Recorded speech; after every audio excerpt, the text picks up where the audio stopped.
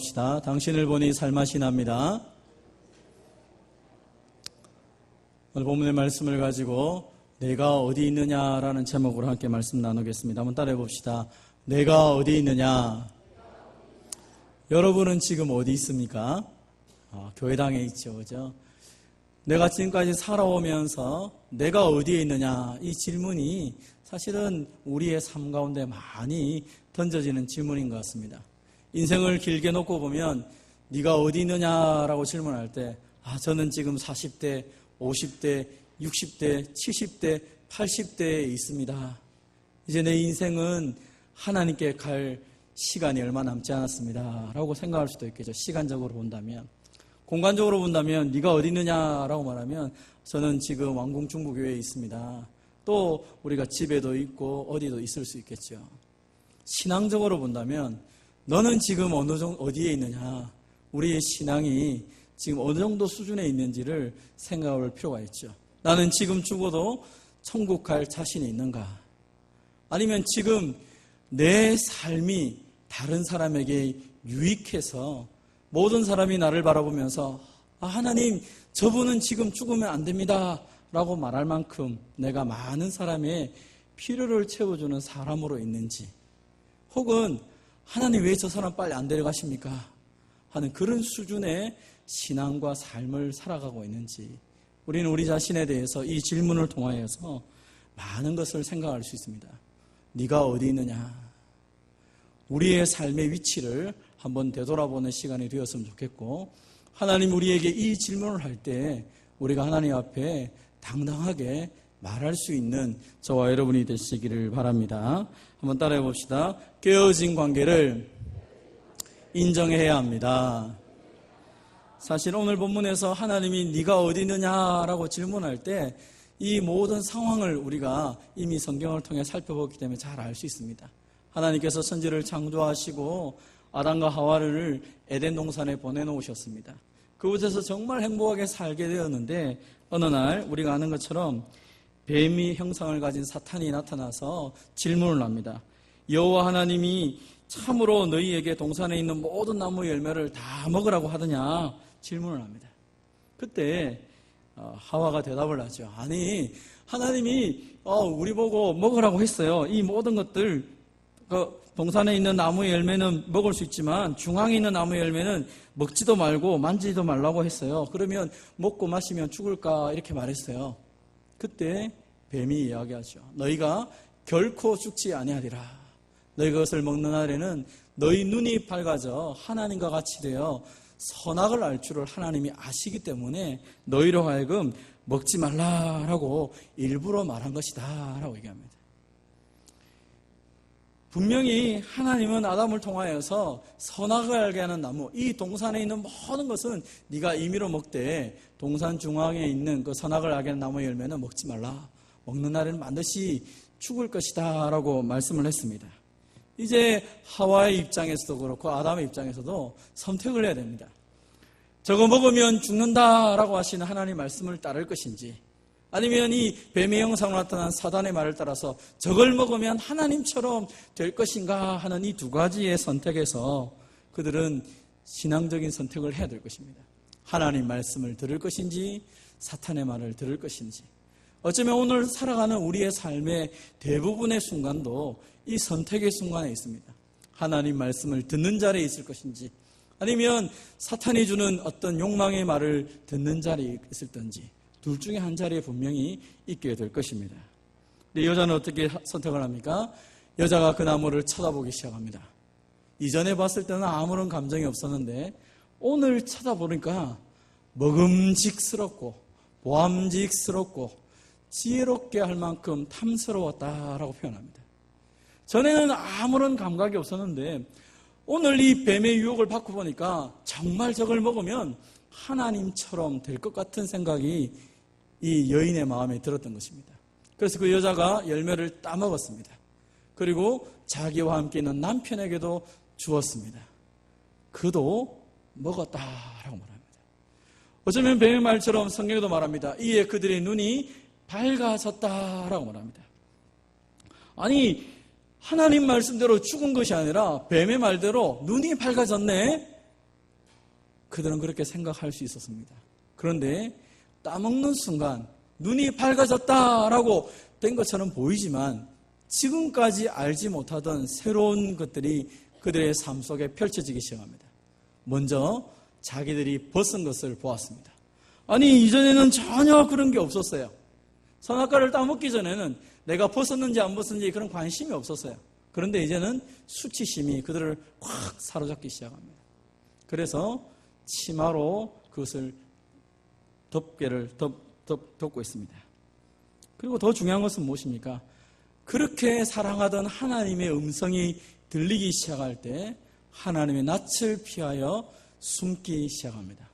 하나님을 만나는 것이 전에는 가장 즐거운 시간이고 가장 행복한 시간이었는데 이제는 하나님이 온다는 것 자체가 공포의 모습으로 그들에게 다가왔던 것 같습니다.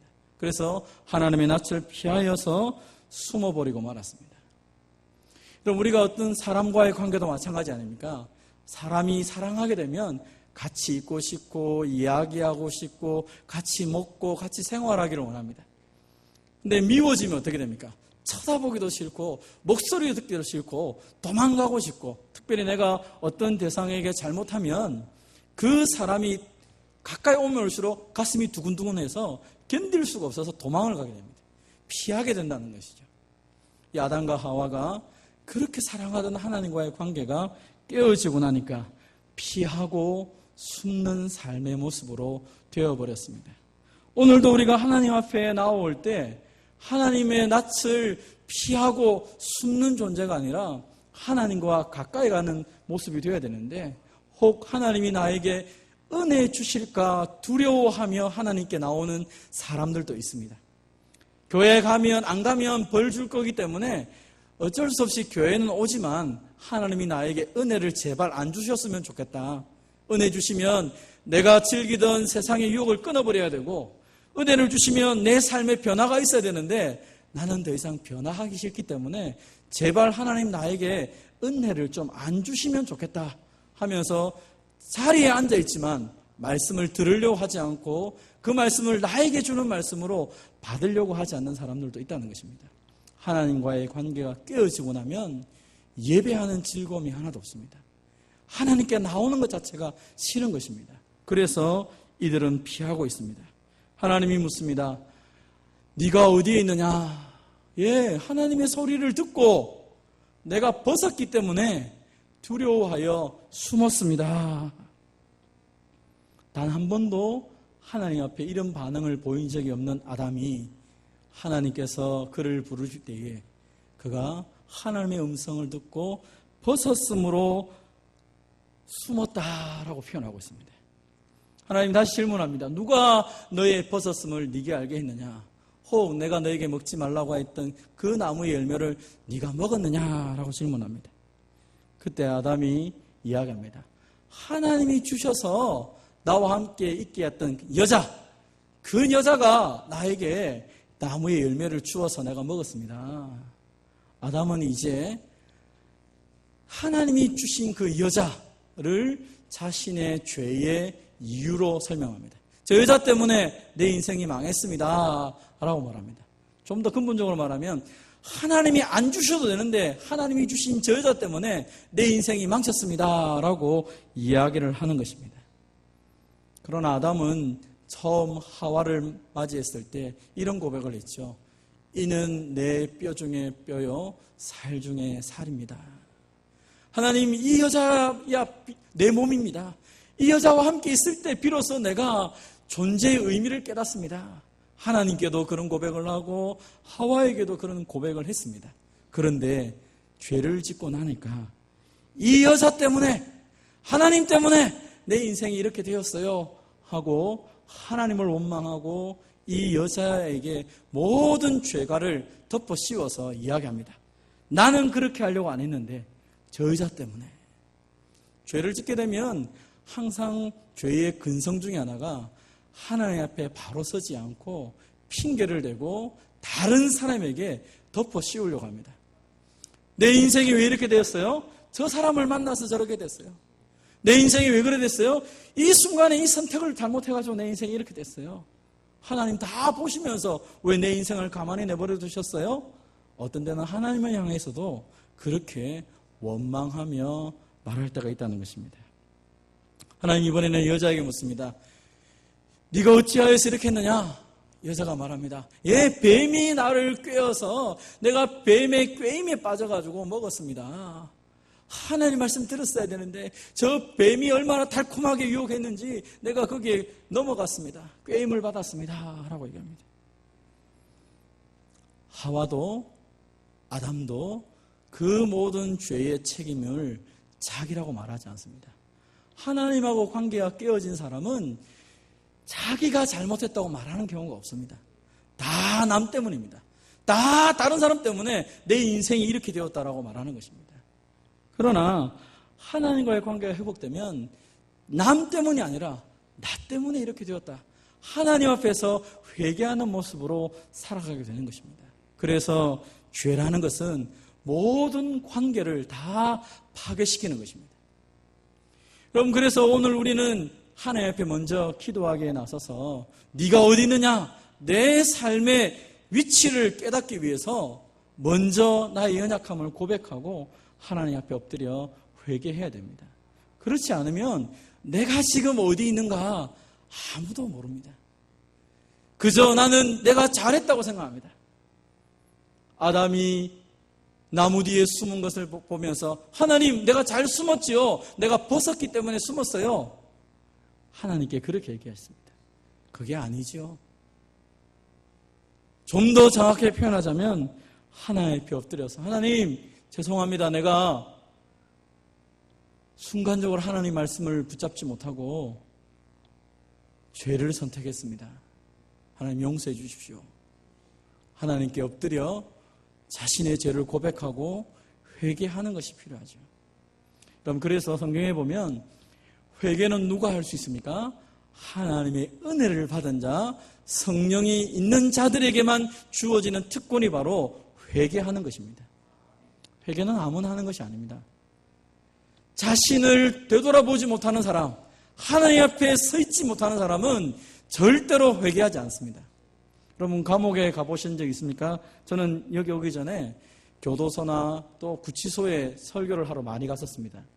거기 가서 설교를 하면 얼마나 그분들이 찬송을 잘하는지 몰라요. 이렇게 세 줄 앉아 있으면요, 세 줄 중에 한 줄은 다 교회 다니는 사람이에요. 두 줄은 교회 안 다니는 사람이고요. 그런데 다 똑같이 찬송을 얼마나 열심히 하는지 몰라요. 말씀을 듣고 그 가운데 회개하는 사람도 있고요. 어떤 사람은 얘기합니다. 목사님, 내가 여기 올 사람이 아닌데 누구 때문에 내가 이 자리에 왔어요. 계속 그것을 이야기하는 사람이 있어요. 그런데 정말 그 가운데 하나님의 말씀을 들었던 사람들은 고백합니다. 목사님, 제가 정말 하나님 앞에서 내가 어떤 사람들을 피해주면서 이렇게 살아왔어요. 벌 받는 게 당연하고 내가 이 벌을 끝나고 나면 더 성실하게 살아갈 겁니다.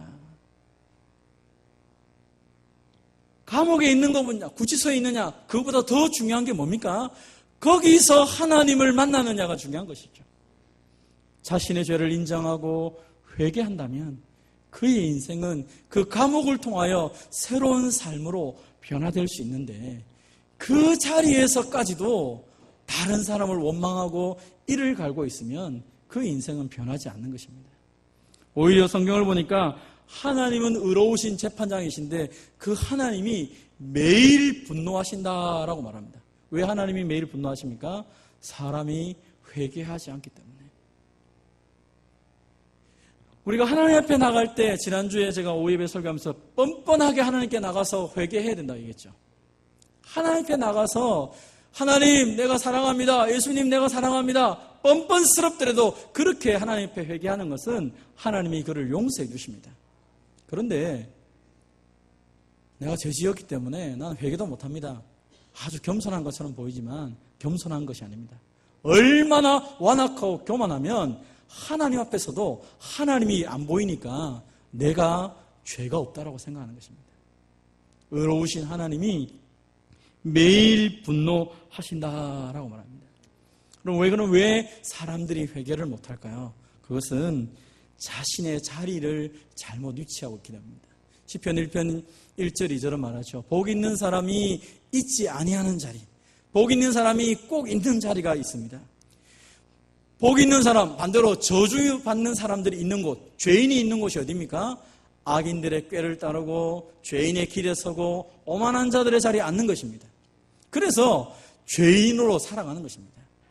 복 있는 사람은요, 하나님의 율법을 즐거워하여서 그 말씀을 묵상하는 자리에 있는 것입니다.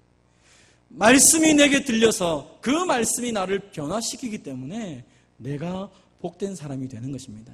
사랑하는 성도 여러분, 내가 어디에 있어야 되겠습니까? 내가 어떤 모습으로 있어야 됩니까?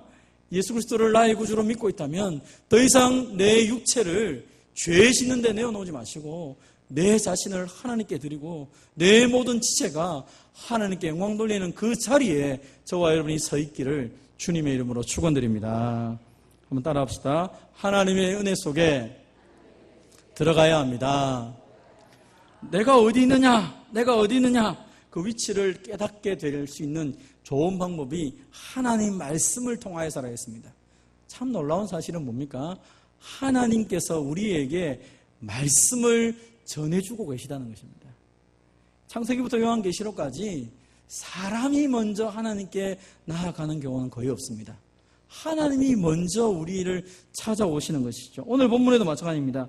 아담과 하와가 죄를 지었을 때 하나님이 동산에서 거니시면서 이 아담과 하와를 찾아오고 계십니다.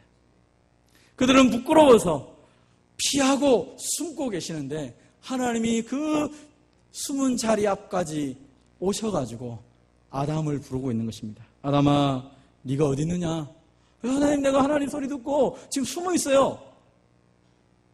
아담 앞에 와서 하나님이 그를 부르며 멀리 떨어져가지고 부른 것이 아니라 가까이 와서 부른 것입니다. 네가 어디 있느냐? 내가 숨었습니다. 아담에게 다시 그 자신의 상태를 돌아보기 위해서 계속 질문합니다. 누가 너에게 그랬느냐? 누가 너에게를 이렇게 했느냐? 누가? 그러면 답이 나와야 됩니다. 내가 그랬습니다. 저 뱀이 그랬습니다. 이게 아니라 내가 그랬습니다.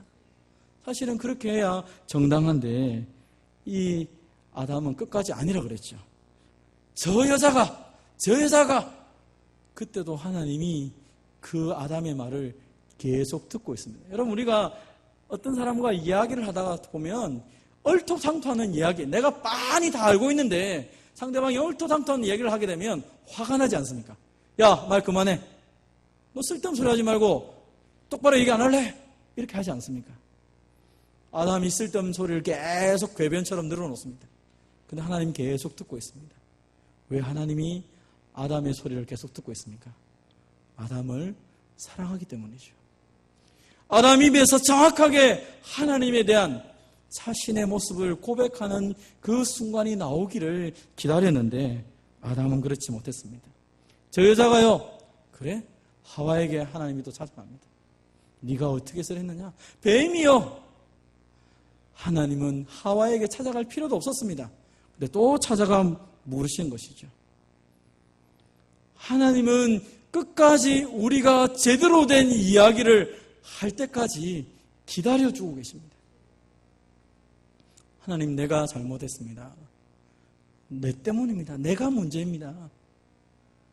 하나님은 그것을 듣기를 원하는데 계속 변명하고 살아가는 겁니다. 계속 책임을 회피하는 것입니다. 끝내는 하나님을 하여 원망하며 살아갑니다. 하나님은 그 근원부터 싹을 자르기 시작합니다. 뱀에게는 질문하지 않습니다. 바로 얘기합니다. 네가 이렇게 했으니까 너는 저주를 받을 것이다. 아담에게는, 하와에게는 기회를 주었지만 이 사탄에게는 기회도 주지 않습니다. 바로 저주합니다. 그러면서 그 저주를 받아라. 너는 흙을 먹으며 살지다 하면서 이 인생 자체를 완전히 형편없는 저주로 만들어 놓습니다. 그리고 난 다음에 말합니다. 내가 너로 여자와 원수가 되게 하겠다.